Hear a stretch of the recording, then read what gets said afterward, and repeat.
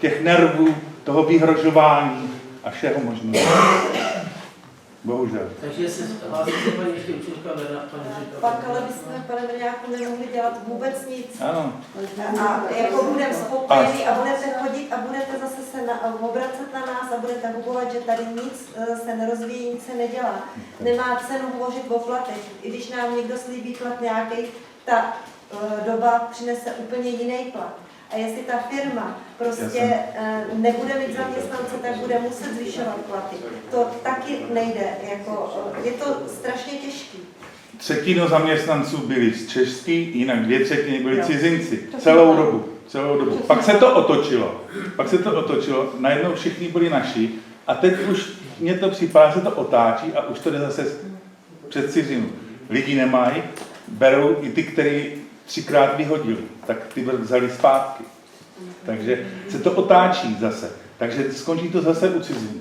Já to teď nesleduju. A ani jsem tady nechtěl toto dneska říkat. Já jsem sem přišel kvůli jiné věci a najednou jsem v tom zase. Zase jsem v tom, protože to vidím, že to tak není. Že jsme si prostě řekli, postavíme továrnu u dálnice.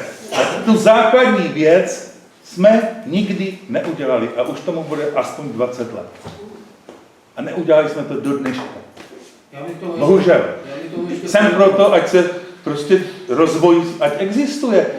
Když padlo tady, vy jste si tam postavili baráky. Naše baráky tam stály 100 let a nikdo se nás neptal. Bum a máme to tam. A vlastně rekreační oblast Pamětník zničená. Všechno. Zničená. Bohužel. Ještě k té politice pracovní zaměstnanosti. Kluci nad Celinou velmi velké procento lidí musí dojíždět každý den do zaměstnání. Je tady tak trochu sázka na to, že pokud najdou zaměstnání, které by mohlo vyvážit jejich náklady na každodenní dojezd do zaměstnání, může si někdo zvolit, že by mohlo být zaměstnání v blízkém bydlišti. Tak, kdo se ještě hlásil? Ještě paní Kolínská jednou. Já ještě jednou jenom tak doplním, když říkáte, že máme počkat na to, až jak dopadnou studie a nějaké zahájení řízení na územním plánu nebo územním řízení. Myslím si, že bude opravdu pozdě. Potom nám totiž řeknete, že jste povolili už přeložku vysokého napětí věcného břemena firmě Bitfood, že už tam udělala hydrogeologický průzkum, který taky něco stál, že budete dělat příjezdovou komunikaci v srpnu, kde bude nákladem se podílet také město, nejenom firma Bitfood a finský Dalborgo. Takže všechny tyhle náklady se sčítají, nehledě na to, že tam máte sankční pokutu 50 000, pokud ta smlouva bude uzavřená a podepsána. Takže se domnívám, že pak, když to dojde až do toho stádia, že tu smlouvu podepíšete, jakože asi zřejmě ano, protože byste jinak nekupovali ty pozemky, které se tady dneska odsouhlasily za 80 000, ty bezprostředně sousedí tady s tím pozemkem. Takže záměr je jasný a už nebude asi o čem hovořit. Potom nám budete klást za vinu, že jsme se nepřihlásili dřív a neřešili to dřív, jako je to vždycky. Tu je ještě pan Matoušek a pak já bych chtěl říct jednu věc, byli jsme se podívat s manželkou v Žernově, vlastně v areálu BHIS, vlastně, což je vlastně ta pobočka, vlastně, která měla tady stát. Byli jsme tam vlastně v době sklizně. Musím říct, že tam byl poměrně velký nepořádek. Máme z toho fotografie, my jsme tam fotografovali, necítili jsme se bezpečně. Bylo tam zaparkováno řada cizích aut, vlastně z Rumunska, z Bulharska.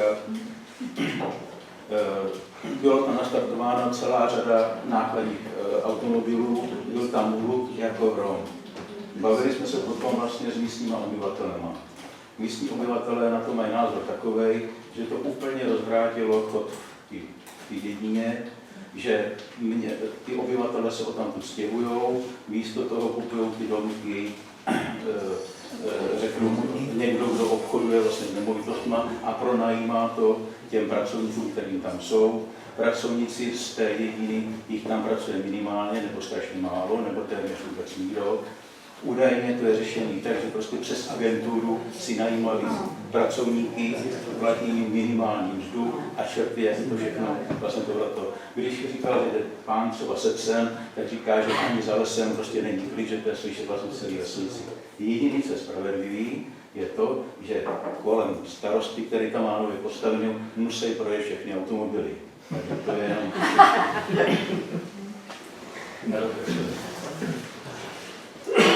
Takže ještě prosím poslední tedy příspěvek. Já teda jsem zdejší, mám tady chalupu, bohužel teďka momentálně v koridoru příštího územního plánu. Můžu tady osouhlasit, u nás je Foxcom, já jsem z Pardubix. Tam jsou Mongolci, Rumuni, Číňani, Japonci a rozlezají se všude, takže jako prostě to je firma, která za minimální mzdy zaměstná kohokoliv. Tečka. Takže já uzavírám. Ještě můžu dotaz, prosím vás, kolik by bylo potřeba, jakoby řeknu, podpisu občanů, nebo jakoby jak vyjádřit nesouhlas, že si to prostě občané konce nepřejí, aby zastupitelstvo mělo názor.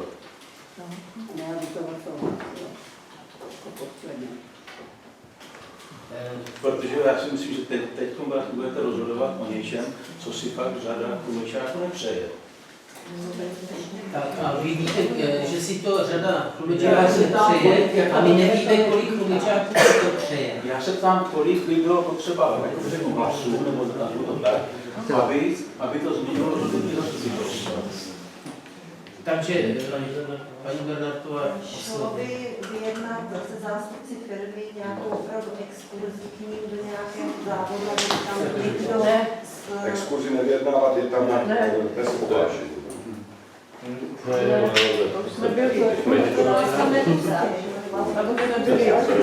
někdo z občanů, kteří tam bydlají blízko, mohou se teda vyptat, nebo nevím. nyní bereme pouze na vědomí tento dopis 6 občanů a spolku Human Rights Defense. Ale ještě, pane starosto, poslední poznámka, a to vlastně, no teď jsem zapomněla, takže nic, takže...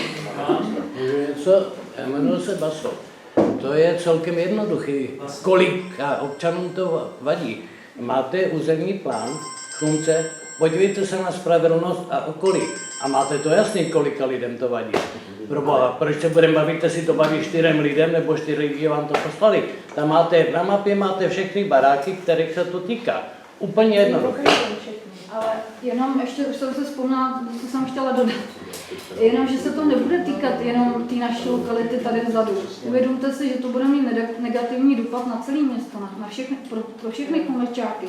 Když ta doprava, která není vlastně do dneska vyřešená, krom toho přivaděče na dálnici, ta doprava tady vyřešená ani nemůže být, protože ten Chlumec je položen tak, jak je.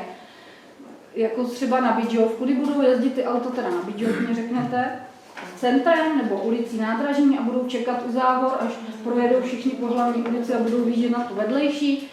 To je další věc. A další věc je potom opravdu to zaměstnávání, protože ty personální agentury dneska vám přijdou kde koho. A pak tady teda nějaký místní podnikatel postaví ubytovnu a budeme teda mít zvýšenou kriminalitu i tady z toho hlediska. To nebude se týkat jenom našeho konce. Pořád si lidi myslí, že se to týká jenom nás, co bydlíme na konci Spravedlnost, Vrchlického a podobně. Ale ono to není pravda. To bude mít v rozvoji města další prostě problémy vzniknou. Proč si tam teda nemůže postavit něco, co bude český výrobce? A přesně tak, nebude to na ty 3 směny a bude to opravdu výroba, která bude něco přinášet a nebude to jenom překladiště, který nepřináší žádnou hodnotu přidanou. Proč tady trendem všude ve světě je, že se tady tyto příkladiště staví u dálnic, přímo u dálnic, aby to nezatěžovalo město a obyvatelstvo a vidíte to u Prahy a podobně. Takže zaznělo tady, jo, skutečně jedná se, v případě, když ta firma tady bude nějakým způsobem fungovat, jedná se o dopravní zátěž několika desítek automobilů za 24 hodin. Takže znovu podotýkám, porovnejte to s dopravou v centru, porovnejte to s dopravou v jiných částech města a máte tady odpověď, že z vaší strany vám je celkem jedno, jestli ta doprava jinde bude narůstat, jestli jiní lidé budou muset snášet tento zvýšený hluk a hlavně, aby to nebylo u vás. To není pravda, pane starosto, vy to úplně obracíte, protože další problém budete mít, až zprovozníte mosty přes Bystřici a přes Cidlinu. Tak tady bude mít opět problém, jako před 13 lety, kdy nám budou jezdit kamiony přes náměstí. A všechno souvisí se vším. Paní Kolínská, já jsem obětoval několik let práce k dostavbě dálnice D11, ačkoliv jsem tomu nebyl kompetentní, ale dělal jsem to. Myslím si, že vím, o čem mluvím, když tady autem projíždělo až 31 000 aut za 24 hodin. Dneska ta dálnice nám samozřejmě velice velmi pomohla. Ale rozvoj a jistou globalizaci ve světě a tak dále vlastně nezastaví. Takže já zavírám diskuzi a... Mirku technickou, já bych chtěla, abychom dodržovali jednací řád ohledně dotazů občanů. No, protože někdo se ptá, si máš pravdu, už se někdo diskutuje už asi po čtvrté, po páté, takže dobře, uzavírám diskuzi a promítá se, že teďka bereme na vědomí dopis 6 občanů od spolku Human Rights Defense ohledně nesouhlasících s výstavovostí Ještě, jak jsem řekl, a v zápise to bude uvedeno, jakmile i my budeme znát limity hluku a těch nařízených opatření, my vás s nimi seznámíme. Takže jdeme na další bod.